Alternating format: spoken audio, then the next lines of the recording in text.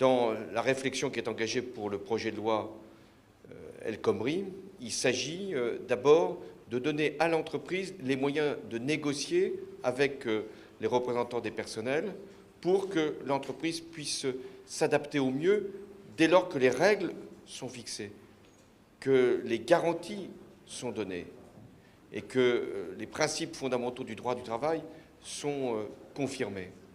Ensuite, c'est de permettre qu'il y ait plus de visibilité et que les entreprises puissent recruter en contrat à durée indéterminée, que les jeunes et les demandeurs d'emploi ne soient pas contraints à avoir une succession de CDD ou d'intérim et pire encore de chômage.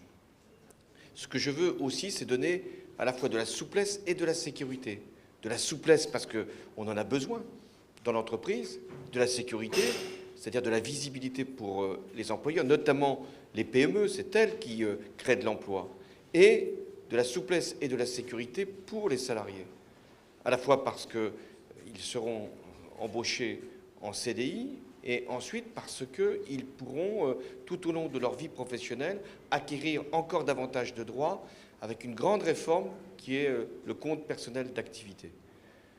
Donc, sécurité, souplesse dans un monde qui change pour donner de la visibilité aux entreprises, notamment aux PME, et des garanties et des protections aux salariés. Alors, le texte a donné lieu à des interrogations, c'est assez légitime, à des questionnements, je les comprends. C'est pourquoi le Premier ministre a prévu une concertation. Il vaut mieux prendre du temps pour mieux en gagner et pour faire en sorte que ce soit à la fin la France qui puisse réussir ensemble. Les organisations syndicales, les organisations également patronales seront reçues.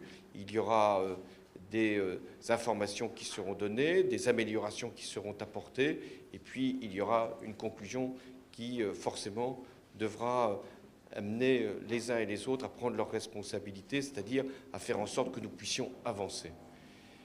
J'ai fait tout au long de ces années la priorité à l'emploi.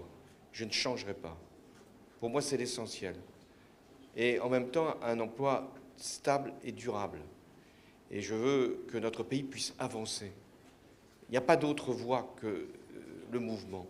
Rien ne serait pire que l'immobilisme ou de tout mettre en cause dans notre droit, notamment notre droit du travail.